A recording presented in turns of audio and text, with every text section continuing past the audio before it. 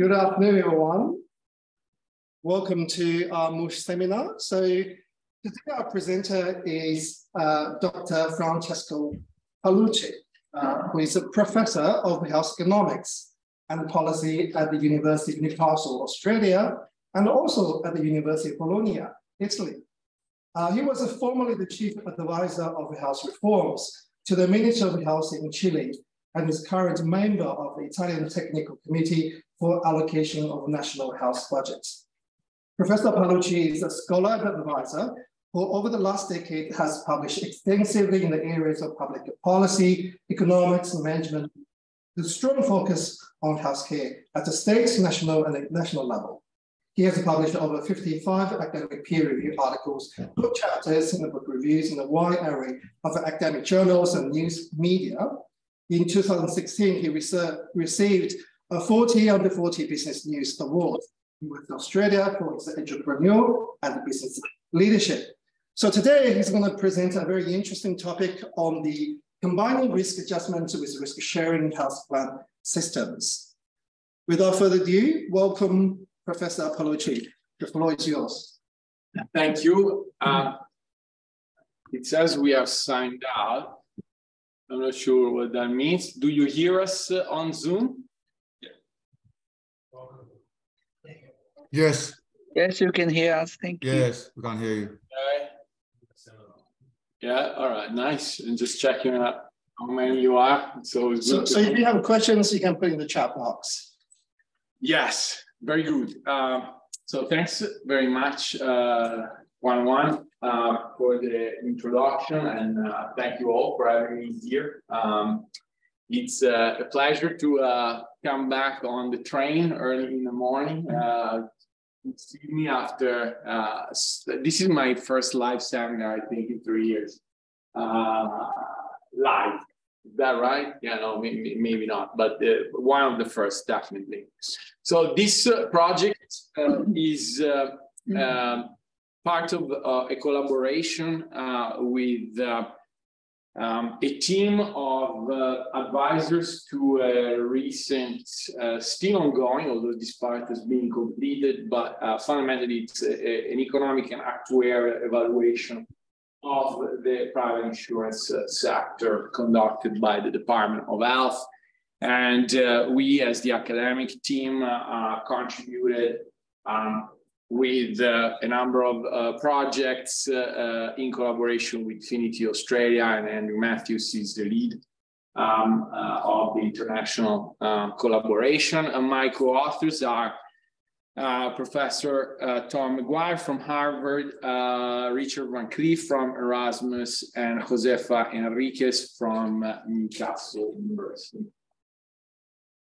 Now, what are we talking about today? So today we talked about mainly one particular aspect of the regulatory, very unique regulatory framework that operates in the Australian private insurance market. We talk about the so-called risk equalization scheme that we have here in Australia, and in particular, we talk about a proposal for change. So we present various options for improvements. Now, I'll do this. No. Okay. So what's the agenda? I'll talk a little bit about the private health insurance market in Australia for those who don't know how it operates. Risk equalization scheme, it's an important component of it, and then guide you through really what we developed to compare the performance, in essence, of the current scheme with the new models that have been put forward. In fact, we developed a framework or a set of criteria to actually measure and compare these different alternatives. And then we started a discussion on something rather complex. I don't know if there will be the time for this, because Australia has a multi-product market. It's better than it used to be 10 years ago or so, because there was no regulation on product design. Now there are 4 products, so it's getting to a more manageable situation. Now, why do we have risk equalization in health insurance markets? For those who have never heard about this concept, it's a very common feature in any private insurance markets globally, whether they are mandatory or voluntary markets. Typically, if you have a market that has the objective of achieving community rating, which means that more or less independent of your risk, you pay the same. If that is one of the objectives of policy in a private market with multiple insurers, that regulatory feature will almost always be there. Unless, of course, you accept risk rating, which is basically defeating the principle of community rating. Now, some countries are very concerned about this idea, so they actually put it in their legislation. The community rating becomes a law. Okay, insurers must not, for the same product at the insurer level, ask for different premiums to different customers. So that community rating per insurer per product. Okay, so that's what we are what we're facing here in the Australian context. Now, community rating is a great idea. Of course, if you have it as an outcome to be achieved, you can set up instruments and now observe premiums variations in the market, and elegantly, more or less, you can achieve that variation in an ex post, and that's in fact the most simple way you would imagine. So allow for insurers to risk rate, then you're not happy with the variation, you adjust them. That would be very simple. But that is very complex politically to set in healthcare.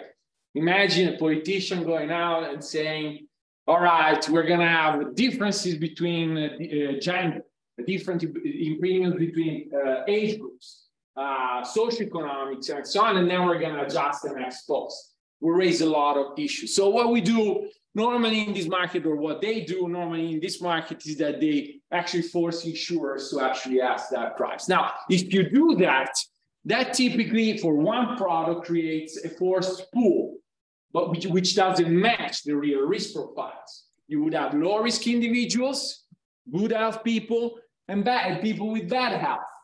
Their healthcare costs ex ante look like this. So bad health, people with bad health would have fundamentally higher expected health expenditures above the community average premium in that pool. And good health individuals would have, in fact, predictable profits.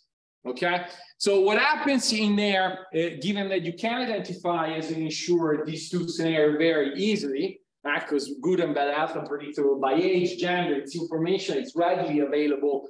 What happens? You need to have you have to have a mechanism that adjusts for that difference. Okay, that's what and why we need a risk equalization. Fundamentally, to prevent insurers to select good risks against bad risks. This is great. I can touch this thing. Okay, that makes it nice. All right, now this is not okay. Let me just go back. Here we go. Okay. So let me just 1, 2. Okay, good, fantastic. Now. So we want to have risk equalization to mitigate risk selection fundamentally and reduce the incentives for it.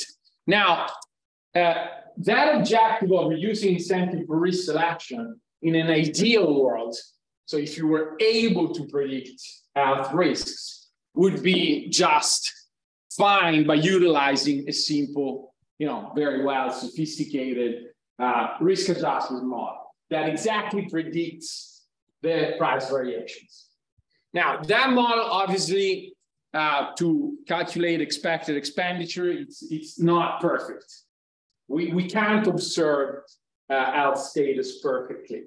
Now, that's important because if you have that situation, you can complement or even deal with the problem of risk selection by adjusting ex post or sharing the risk. with the insurers.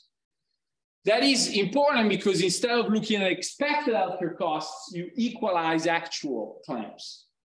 Okay, so you spend a certain amount of money, ex post, the insurance companies that hasn't faced against that risk the same spending compensate. So there is some sort of ex post equalization, ex post cross subsidization. Now, this is quite important because this is clearly a self-standing tool. It's also very common in the world. It exists, everywhere, from Europe to Latin America.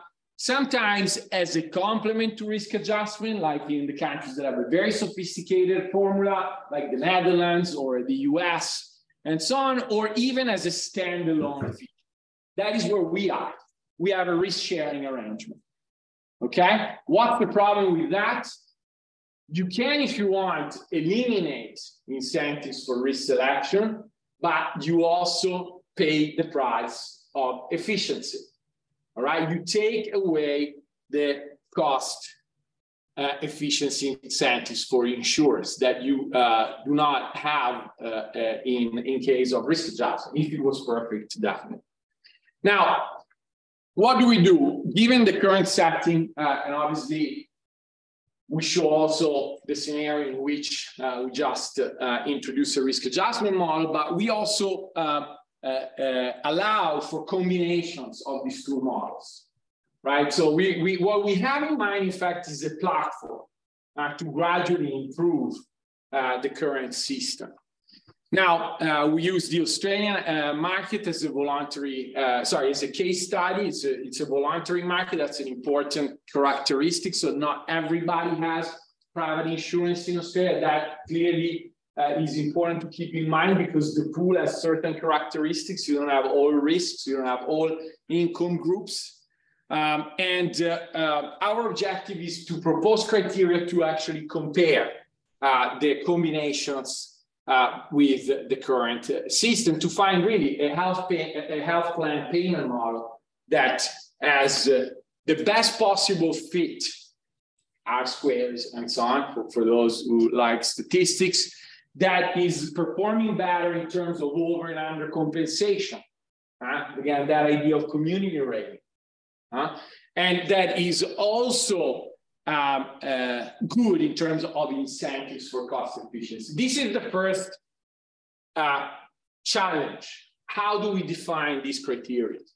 How do we really think about metrics that allow us to compare? Of course, we also have, as I said before, an attempt of looking at the impacts that the payment systems that we propose have on the actual multiple coverage, multiple tiers product in Australia. Any questions? Online? So, yes? I'll ask. So in your risk adjustment model, so you mentioned, maybe I missed it. So the expected costs, right? Yeah. So can it be also based on previous year's expenditure? That's a good question. So the risk adjustment models that form the algorithms for risk equalization systems are typically of two types. There is concurrent models that use the information of this year. Everything is private, right? There is no real-time cost information. Right? So if you have an episode, it already happened. The claim is already in the past. But it depends how far in the past you want to go. Now, this is a complex question, but the reality of it is that if you want to increase fit, and this is intuitive, you typically use the closest period of time possible. That also increases volatility, because you might have an episode this year, but not next year, right? So, and you tend to want to consider chronicity as a factor here, especially to adjust long-term spending, which is what really impacts healthcare systems. So what you use is a mix between concurrent type of models and models that capture, in fact, so using the information from the same year or as close as possible, with multi-year risk adjusters models.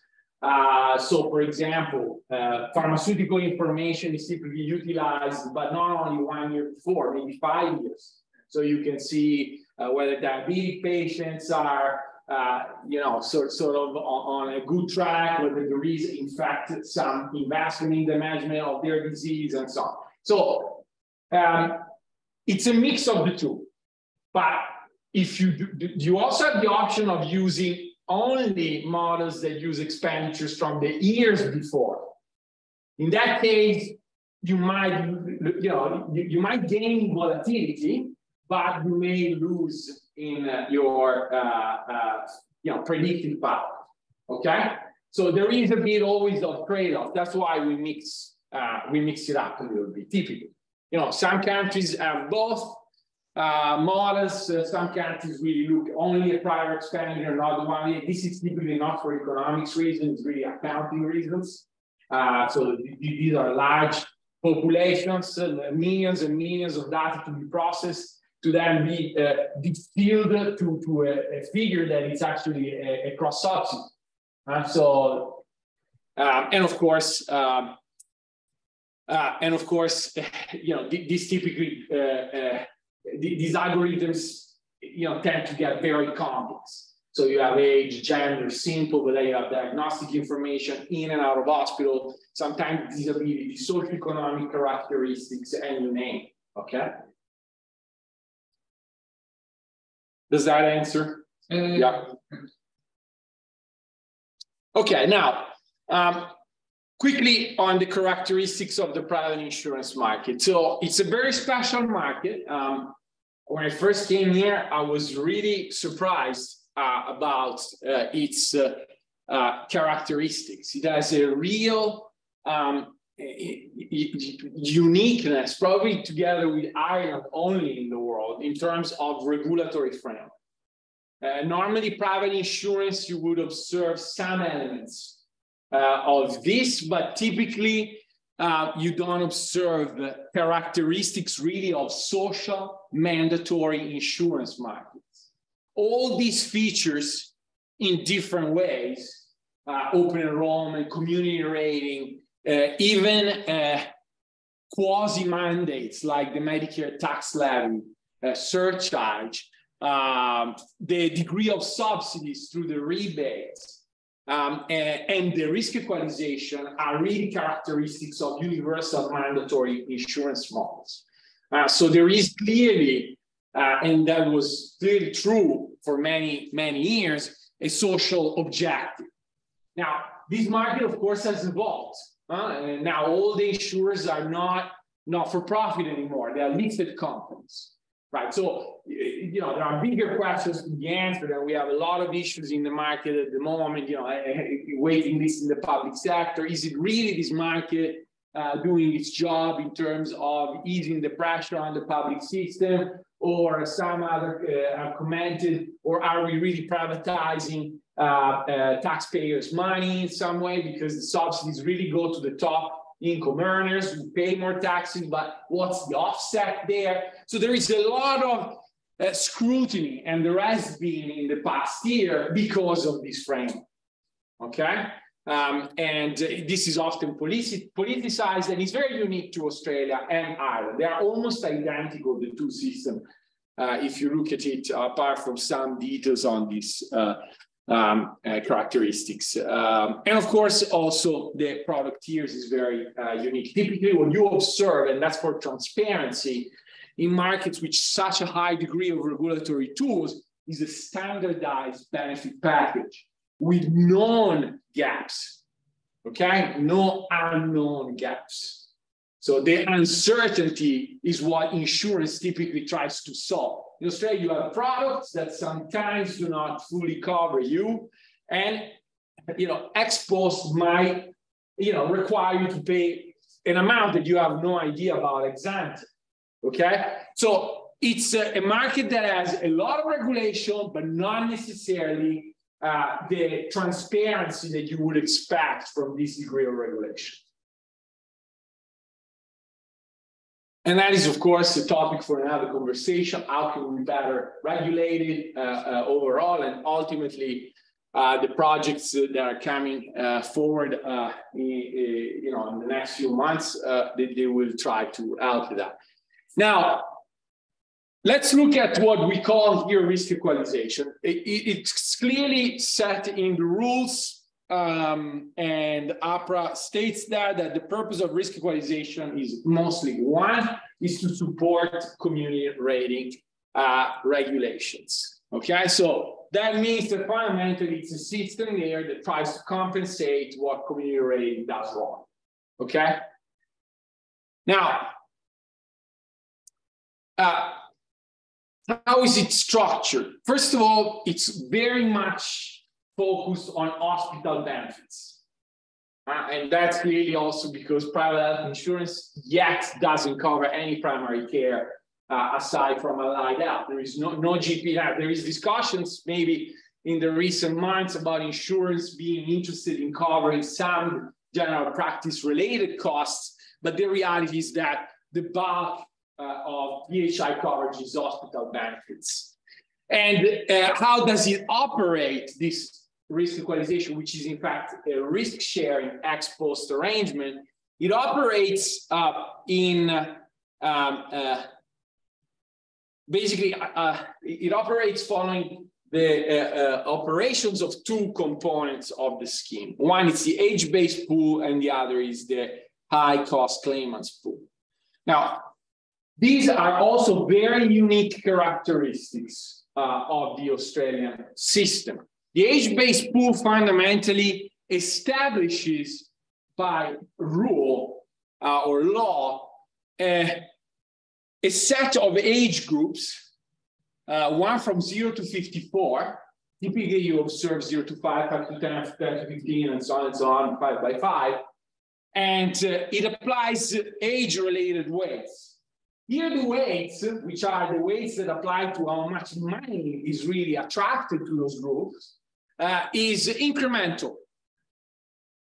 Those numbers, at the best of my knowledge, they only they only make sense in my mind from an actuarial perspective. So with the idea that you want to pull more costs as age go up, okay? But that would be the same if you had 100%, and if you had 0, 5, 5, 10, it would be actually better. Yes? 3 decades ago, it used to be 100%, and some insurers worked out that it makes old people very, very profitable because 100% is too high. 82% took away that profit incentive. I knew this. Thank you for saying it. But then, if that was true completely, actuarially, you wouldn't have this scheme. That scheme adjusts exactly for that purpose. So if you spend as an individual more than $50,000, no matter what group you're in, you're gonna be pooled and shared for 82% of your costs. So this is an extremely, so there is no example, first observation, there is no example component here. It's all ex post, okay? So I have to observe your claim. There is no incentive for efficiency. How much you spent, I collect the information, I'm the insurer. That's it. You know, your number, if you are in this age group, or this age group, these are the weights that apply to you.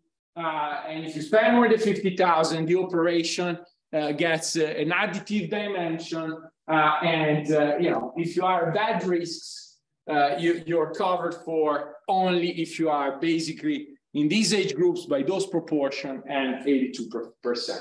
Okay, so all other groups are not counted. Not to say they, you know, they still get sick in other age groups. Now, this is the products that we have at the moment. We have a basic package of services, which is described here: rehabilitation, hospital psychiatric, palliative care, and so on. We have built on, like, you know, sort of steps. But as you can see, you add products, but you will never really hear full coverage anywhere. Okay, so that option of full coverage, of complete knowledge about what's your full cost is not there. Okay, these are the products at the moment. Can I ask Yes. about the product tires? Yeah. And the idea of equalization and risk selection. Isn't the product tire doing exactly that? So when you started by saying, for example, you can't discriminate on the basis of sex. But if I see that pregnancy and birth is only available if you have gold cover, isn't that an indirect way of doing exactly? No, not even indirect. It's very direct. So this is called premium differentiation by product differentiation or product design.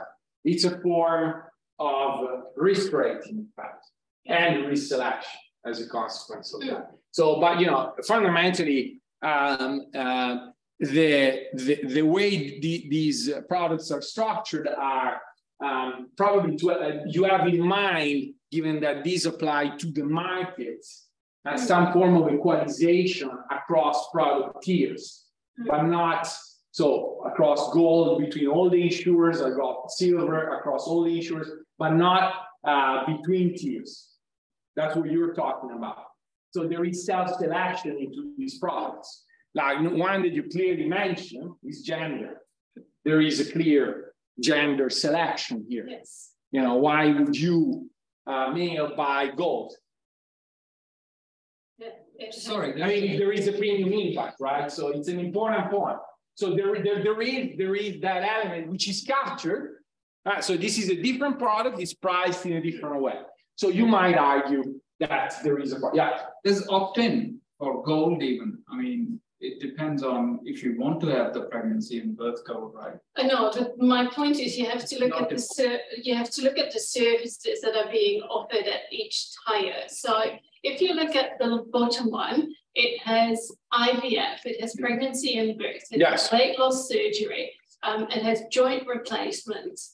All of those are much more likely to be accessed by women than to be accessed by men. The only things that are really, really interesting for men are cataract surgery and probably dialysis, insulin points, and joint replacement. So the point that he's making is that these are regulated products.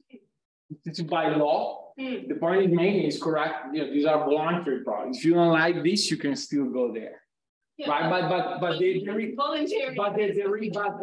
no, sure. You know, I think the voluntary nature doesn't really. It's another point, but these 2 points go together. This is product differentiation, and it's premium differentiation by a product differentiation.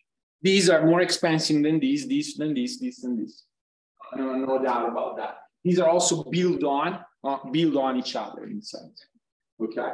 So definitely imagine how it was before, no such categorization, and that was complete product differentiation. Like you had, I don't know, maybe 4,000 products, maybe 6, I don't remember what was the number, maybe 60,000, I don't know. No, it was very difficult, at least, you know, the reasons that our colleague here mentioned, all these are arguments to say, in fact, and to observe that most countries have one standardized product, okay? And that could be set at the silver level or the bronze level, right? And that you would avoid a lot of issues. Now, data and methods. Now, what do? We use a database of administrative information that really has for 2 years information on Australians' insured population, their age and gender, their choice of insurance product, their claim costs. And with that, a number of other characteristics that we use as we try to use to build risk adjusters. I have to say that there is a lot of work to do on the data side of things for private health insurance in Australia. There is a lot of work to be done to have data that can actually be utilized to actually have good predictive models. Either it's the way the data is collected, either it's the way the data is coded. You don't have, for example, enough good yet diagnostic information, which is really what you would like for this type of stuff. Yeah, that's the sample size. It's serious. It's serious, yeah, very serious. Yeah, fun and serious sometimes, you know, go together. So what are the administrative data sets you're using about here? So the insurance. The insurance. Yes. From PHI firms. PHI. Okay. The market. This is the market. Yeah. Well, not all of it. It's a hugely representative sample of it. 8.4, I think it was 8.4.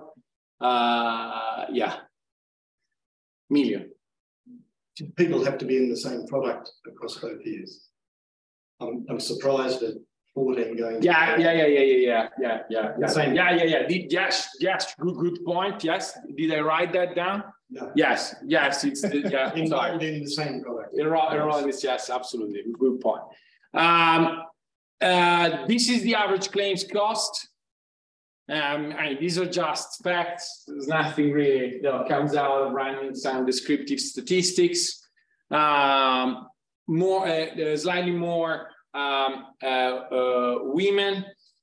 Well, it's important to notice that all these databases tend to be relatively skewed.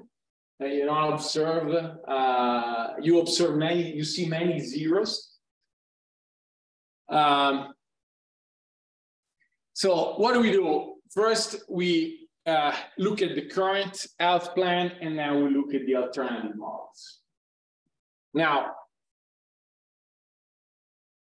what do? So the current model, fundamentally, we look at it without any reinsurance or any risk sharing, so risk adjustment only. And then we also look at risk adjustment. Now, they are, as you can see, the same: age and gender, model 1, age and gender and morbidity information, the best that we had, not the best that we wanted to have or could have. And the same here, plus reinsurance, okay? Then, of course, we set up a set of metrics that are important for us. This is probably, it's important to notice, and this is an arbitrary choice. We organize the risk sharing arrangement as at a threshold of 20,000 K, 90% of the cost. It could be 30,000, 80%, and so on. You can play with this, okay? Of course, we played with it. We use that because it maximizes some of our interesting metrics, in particular our fit, okay? And this is important because you want to have a good fit that is driven by your threshold, by your metrics. If you don't have a good fit and it's a metrics driven, it's quite important for you to notice that and to say, okay, I could maybe reduce the risk sharing component, which means increase the threshold or reduce the percentage or both, if I had, for example, diagnostic information, okay? So I can always improve the ex-ante component, which is what you want because it increases the incentive for efficiency while not penalizing and actually while achieving maximizing or reducing risk selection, whereas the risk sharing component actually, gets you less risk selection, but you create inefficiency. Okay, what are our evaluation criteria? There are 3. There is a 4th, which is about bankruptcy, but it's less important for now. Now, payment system fit. This is your R-squares and whatever similar metric, SME, you decide, we present some and they're all going in the right direction. So your ability to predict, your capacity to predict costs. Over and under compensation. Here is fundamentally whether you're making a profit or a loss in a certain age group vis-a-vis that model. If you're making a profit, you're being overcompensated. If you're making a loss, you're being undercompensated. And then finally, incentives for cost control, which is basically the share of the total cost claims that are subject to risk share. That's important because if you're subject to risk sharing, you're not going to have even the incentive to invest in efficiency-based activity. All right, so the good news is that the current model, unsurprisingly, is doing fantastically in terms of fit. You know, it's ex post, no one. Actually, if you were overcritical, you would say only 76. And that is driven, it's only 76 by the overrepresentation of certain age groups and underrepresentation of other groups. And you can see this here. You know, you are overcompensating in this group and undercompensating in that group. Okay? Same for female, undercompensated, male overcompensated. Okay? And we use just an average product at this stage. Okay? And of course, if you start standardizing or looking these results against information on your on individuals' prior hospitalization, you observe, in fact, that there is over and under compensation all over the place. Okay, now let's look at the alternative models of risk adjustment alone: age and gender plus morbidity. And here, age groups are 0, 5, 5, 10, and so on. Performance, 5%, 7%, not unexpected. This is in line, and then you have to consider this is just a portion of the Australian population. Over and under compensation is gone. No more differences on any of these groups. Still, issues related to prior days in hospitals, which are tempered when we build a morbidity-based adjuster. But the data on diagnostic is not there. So this could be doing better. It's already doing better. As you can see, there are some proximities to 0. Yes? When you say information diagnostic, do you mean you don't have the ICD-10? Yes. Right, okay.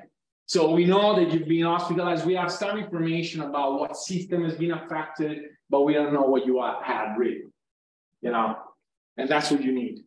You need to have the ICDs to build things that are similar but better in a sense for insurance purposes to DRGs that are called diagnostic cost groups or pharmaceutical cost groups. It's a different aggregation, yeah. So you have the DRGs? No, not for all insurers. That's very important, yes, because it's not a practice to use the same DRG in every hospital. So this is important. So there is a lot of work. So DRGs are a public sector thing. Insurers, some they use it, some they don't, some they use these, some they use that. It's all over the place. So what is the definition of the payment system fees again? Basically, this is your R square. Okay. So when you control for those risk factors, it only goes up by 2%. The R squared dropped to 5%, 7%? Yes, compared to the ex-post model. But wait a second, wait one more slide. Okay. Incentive for cost control, 47, 0. That is, that means that the claims cost affected by risk sharing by the ex-post model, it's almost half. There is no efficiency. If you go fully risk adjusted ex ante, it goes to 0, which means that basically you maximize efficiency. Now, this is the pure ex ante models. Now, let's look at the combined one. Your fit immediately goes up. And remember, it's 20,000 K and 90%. What is important here is that you scored the same almost. This is like 4%, you know, like before. Yeah, it's not really. I'm not going to lose my sleep here, but what you really do better is on the over and under compensation across the board. And also what you do better, if you look at it in this way, it's in terms of your over and under compensation for private days in hospital, okay? And other important characteristic, you still have a hugely twice as efficient model if you combine not the current, a new metric-driven risk sharing, risk adjustment, ex-ante ex-post model. So how are you combining the ex-post model with the ex-ante model? Like, what are you just putting all the data into? It's one equation. It's one equation, and you just have the cost in the current year and the cost in the previous. Fundamentally, you can do it in a lot of different ways. Yeah. What we do, we use this, the ex-post part, it's a risk adjuster. We just do it, we just do it that. It's something that we started doing like 5 years ago. Typically, you operate the that and then the other, but you can just build it in one model. And this is basically how it works. So then you get the payments, then you get the distribution, and so on. Now, across all metrics, the combined model is doing better than our current model. That is our metrics. Of course, you can think of other metrics. I don't know what metrics, but certainly, you know, this is the report is out there. This is all public information, no dramas. There are going to be people coming with new metrics. You can come up with all the metrics that you want. This is, you ask an economist what you want to measure. It's going to be about fit. It's going to be about efficiency. It's going to be about cost control. It's going to be maybe about bankruptcy if there is a financial one and so on. So basically what we have, are we going with time? Okay, maybe I should come to a point, which I think I did. But basically here we have an overall improvement in the system across all our metrics. Now, I leave the discussion. This is maybe on. Let's see if we have time at the end on the product tiers. But we show that a payment system that is based on only risk sharing can be easily improved. We also show that it outperforms at least the two combinations, but you can knock yourself out and come out with better risk adjusters. But in that framework, outperforms the current model. And clearly you have more incentives for cost control, very important in the Australian current settings, and also for risk selection. I'll stop there. Thank you. So, thank you very much. We have 15 minutes for questions. So this model is proposing risk adjustment plus risk sharing. Is that right? Yes. How would more than that? He's proposing risk adjustment plus risk sharing and a platform, which is probably the real one thing, to actually look at how we can further improve that combination. Because this is not a static thing, right? If you have better risk adjusters, you should consider that and maybe reduce risk sharing. Ultimately, what you want is less selection and more efficiency. So how would this work? For example, someone wants to buy a new private health insurance, policy. So how would this pan out in the real world?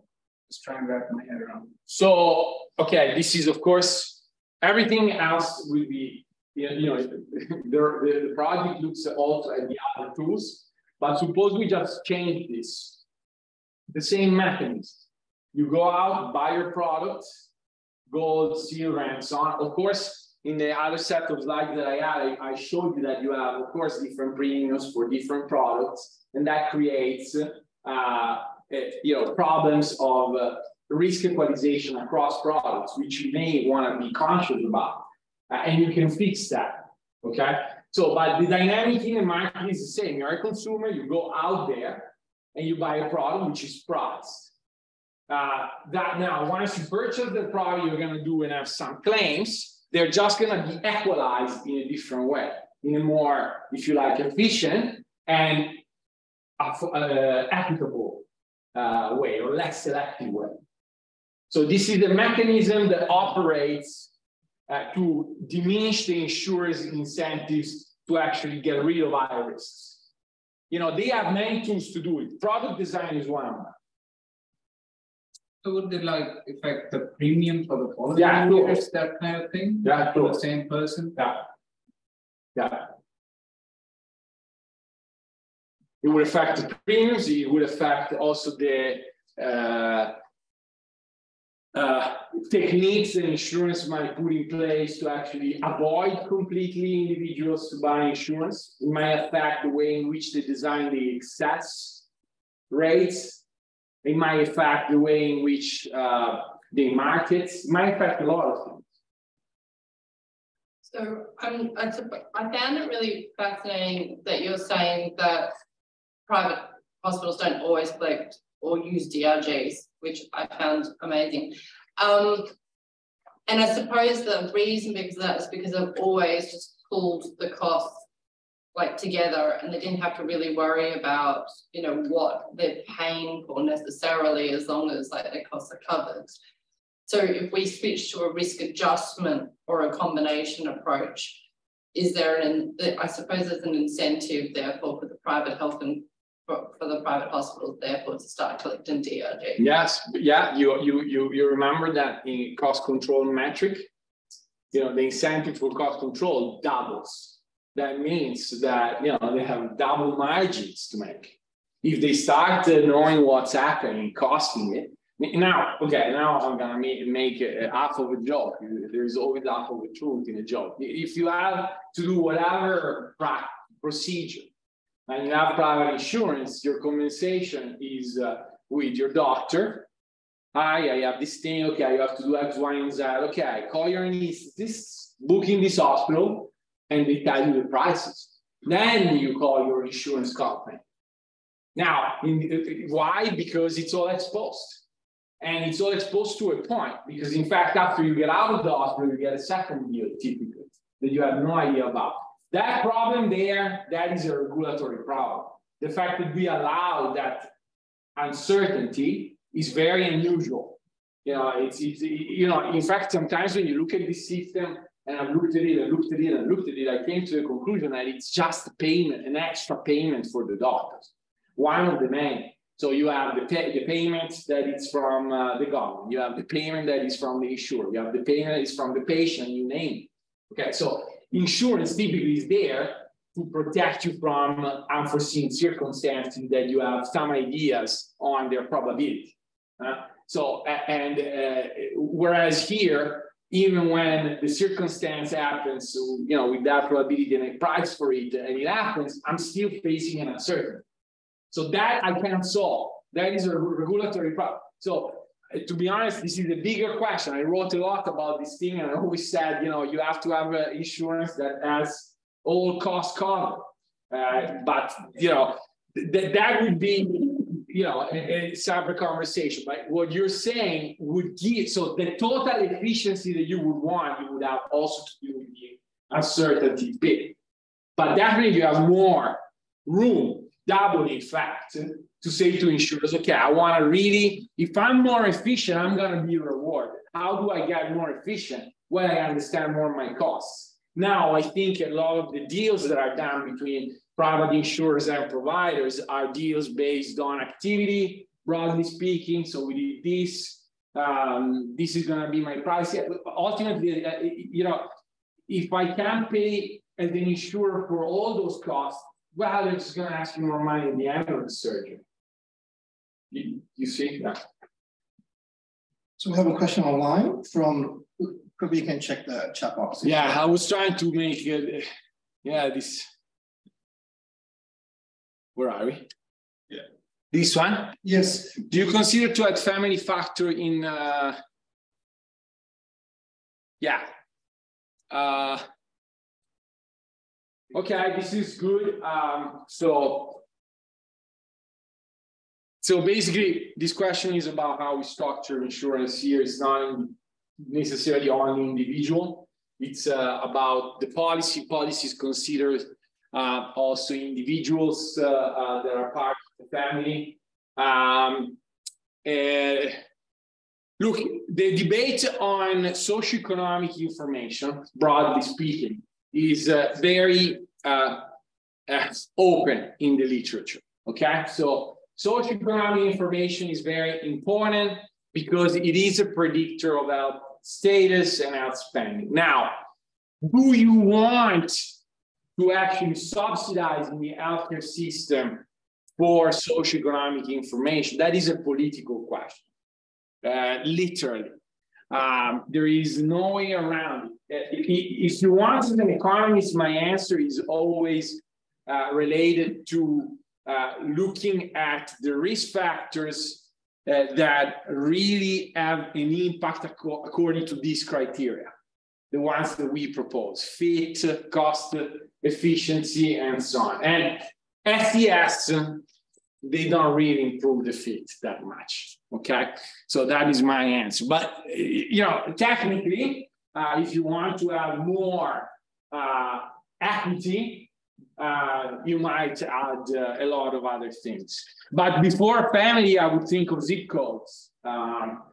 Geography seems, especially in Australia, seems to be a factor because, again, the products here are already, equalizing basically because they are family products. I suppose there's a point, like there's like an average number of children a woman has. As soon as they hit what their preferred number is, they self-select down into silver because they no longer need to cover IVF and birth. So that's probably why it's not causing value and fit, because they're self-selecting purposely into a lower tier. So in fact, yeah, thank you for this. There is a better way to deal with that, which is in fact, ideally you just standardize the products. You just have one, you want competition, you have it on excesses, you have it on prices, maybe. That's just more simple. Now it's a bit of a maze. They do that. You can still have, for example, gold, and if you, for pregnancy cover, you add like $100 extra in the same cover. Oh, they used to, but I think they've changed the rules now. Have they? Yeah, to make the products more standardized, because before it was just ridiculously confusing about what was in and what was now. Yeah, I recently put my new health insurance, and it was just a couple of tires that you could pick. There's some things I think that you can add, like dental services, but all the parts on pregnancy and IVF. It's by default now. Yeah, it's within the package. Yeah. Because previously, you pay extra if you opt in. So with these family insurances, who is that? Is that just one person holding the policy, or? Yeah, you have a main policy holder. Yeah. Right. So but it covers the entire. It's priced accordingly. Yeah. So how would you fit that in your system with gender? Because have you figured out who? I know the gender. But you know the gender of the primary policy holder? No, of the others as well. Of the others as well. I know the gender of everyone. And the age. Although, to be honest with you, this is a big discussion because now, not in this database, but you have gender, male, female, unspecified. And in the risk adjustment network, we're starting discussing that because there are procedures also, hormonal and surgical and all that. So yeah, if you want to really look at, this is a small sample, but doesn't matter. If you're for equity purposes in systems that are universal and mandatory, this is one of the main issues. This stuff is complicated. I mean, I'm not, but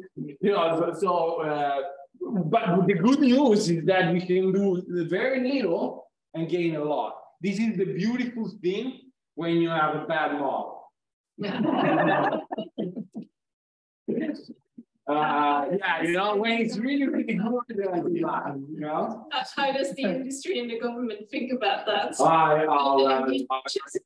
That's not. I mean, I wish. I think. Look, I mean, I don't know. In my experience, there is curiosity, and there is certain. You know, there are.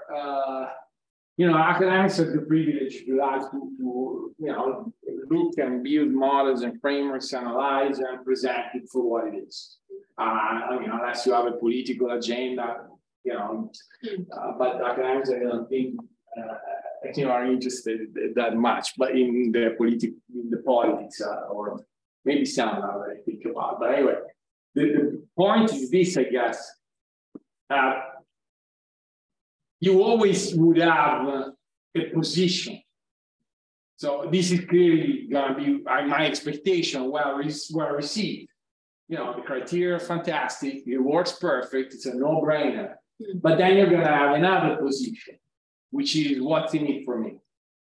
And the doctors are going to have a position, the AMA is going to have a position, consumers are going to have a position, and what's in it for me, it's what drives politics. Well, you know, especially in this era, you know, but you know, so I can't talk about that because I really don't know what's in their mind. Stuart actually might know more. Stuart, one more question. Yes, Stuart, please. We run out of time. We have one more question. Okay. Can you go back to that slide that shows 47% and 23% claims shared? I just want to make a statement. People talk about there are no incentives for efficiency. 47% of the claims get put into the pool, but the pool then gets shared among the insurers. So if you're Medibank or Bupa with more than a quarter of the market, more than a quarter of those claims come back to you, 12%. So you're already keeping 53%.